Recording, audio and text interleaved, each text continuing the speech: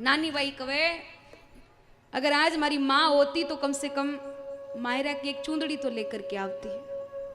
मैं नहीं चाहूं कि मारो बाप माने भंडार भर के मायरो देवे, बस इतो ही चाहूं कि एक मायरा री चूंदड़ी भी मिल जावे तो कम से कम मारो मायरा रो नेक तो हो जासी। नानी बाई ने अपनी मारी याद आवे और यो होवे ही है महाराज, क्योंकि मायरा रो मतलब ही है कि जो माँ के यहाँ से आवे भी नहीं मायरो कवा करा। और आज नानी बाई री माँ नहीं है तो नानी बाई ने लग रही हो कि माँ होती तो कम से कम कोई मायरा तो देन खातिर आता। बाप जी ने तो मायरा रो मतलब ही नहीं पतो है। संतान ने लावड़ो मायरो थोड़ी होवे, जहाज मजीरा लावड़ो मायरो थोड़ी होवे, मायरा रो अर्थ ही कुछ अलग है। नानी बाई ने अपनी मारी याद आवे। नानी बाई कवे आज हमारी होती यदि जन्म की माए तो एक दो कापड़ा तो देती माने लाए। माँ होती तो कम से कम एक दो कपड़ा लत्ता तो लेके आती।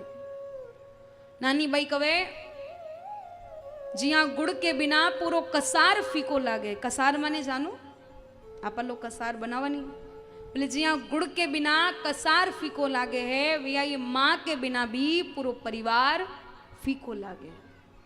और बेटी के लिए तो महाराज मायका में जब तक माँ बाप है तब तक ही माय को है, वरना तो माँ बाप के बिना माई को ही शोभा नहीं देवे। पियर में जितना दिन माँ बाप है बिया छोरी यारो जान रो मन होवे है, बिया माँ बाप नहीं रहे तो फिर कटे माई को धरो है। नानी बाई कवे बाप जी आया तो है पर मायरा नहीं लेके आया। नानी बाई कवे बोले काजल के बिना जी आंख यारो तेज नहीं झलके, बिया मायण के बिना भी बाप जी को कोई हेज भी नहीं झलके। महाराज जीवन में अगर माँ नहीं है ना सब कुछ होता हुआ भी परिवार सुना है। किसी ने कहा है जल रहा है धागा तू क्यों पिघल रही है।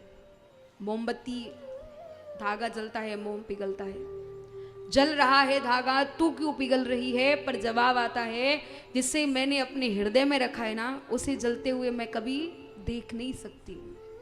और एक माँ भी वैसी ही होती है।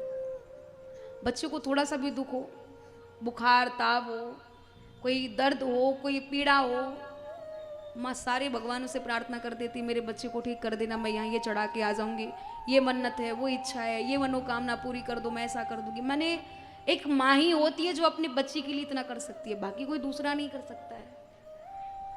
और माता पिता परिवार में दो ऐसे होते हैं अगर एक बार चले जाए तो दोबारा फिर कोई इनके जैसा मिलने वाला हमें नहीं है।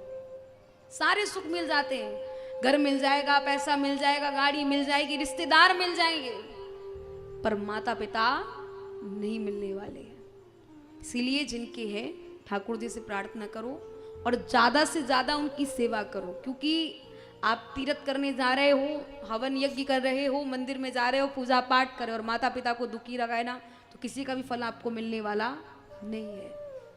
मंदिर में ना मिलेंगे, गुरुद्वारे ना मिलेंगे, तेरे घर में ही बैठे ये दोनों भगवान। कर लो माता को प्रणाम, कर लो पिता को प्रणाम। माता पिता हमेशा पूजनीय हैं और रहेंगे ही। आप उनको रसगुल्ले मत खिलाओ, 56 भोग मत खिलाओ, कभी नहीं खाने वाले, कभी तुमसे ये नहीं कहेंगे कि हमें ये ला करके खिला दो। एक माता पिता थे, माँ की मृत्यु हो गई, पिता बेटा बहू के पास रहते हैं, बहू बहुत ज्यादा पढ़ी लिखी आई थी। पिता को जो पेंशन मिलती थी उससे वो घर का किराया वगैरह भी, जो प्लॉट वगैरह खरीदी, जहाँ घर बनाया, उसका जो भी था सब देते थे। दूध वाले का भी जितना खर्चा होता था सब देते थे। बच्चों की पढ़ाई का भी जो खर्चा होता था, फीस वगैरह, वो सब जमा करते थे। एक दिन क्या हुआ, पति बाहर रहता था तो बहू ने ससुर को कहा कि जाओ मार्केट से सब्जी लेकर के आओ। बेचारा बूढ़ा पिता, बूढ़ा ससुर जिससे चला फिरा नहीं जाता है, जो सांस का परेशानी है, जो रोगी है, बेचारा गया सब्जी लेकर के आया। बहू से कहा कि मुझे थोड़ी सी चाय दे दो। सास है ही नहीं, बहू ही घर की सारी जिम्मेदारियां उठा रही है, चला रही है। बहू ने क्या किया, मात्र पत्ती डाली है पानी में, दूध नाम का नहीं है, दिखाने के लिए थोड़ा सा दूध डाला है और चाय बना करके दे दी। और ससुर ने चाय पी तो चाय में कोई स्वाद नहीं है। ससुर कहता है क्या दूध नहीं है? बहू कहती है दूध खत्म हो चुका है। अब तो महाराज ससुर को बड़ा खराब लगा, मैं दूध का पैसा दे रहा हूं फिर भी मेरी बहू ने मेरी चाय में दूध तक नहीं डाला है। कोई बात नहीं। बेटा आया, सब डाइनिंग पर बैठ करके भोजन कर रहे हैं। बेटा ने कहा थोड़ी दही लेकर के आओ।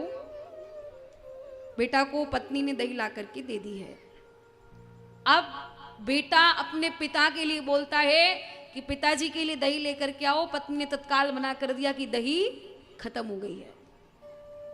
अब तो बेटा को बड़ा कष्ट हुआ। बेटा सीधे रसोई में गया, रसोई में जाकर के देखा पात्र में बहुत सारी दही रखी है, पर पत्नी ने झूठ बोल दिया दही नहीं है। बेटा आया, थाली को उठा करके रसोई में रख गया, बोले मुझे भोजन नहीं करना है। पिता आवाज लगाता रही क्या हुआ?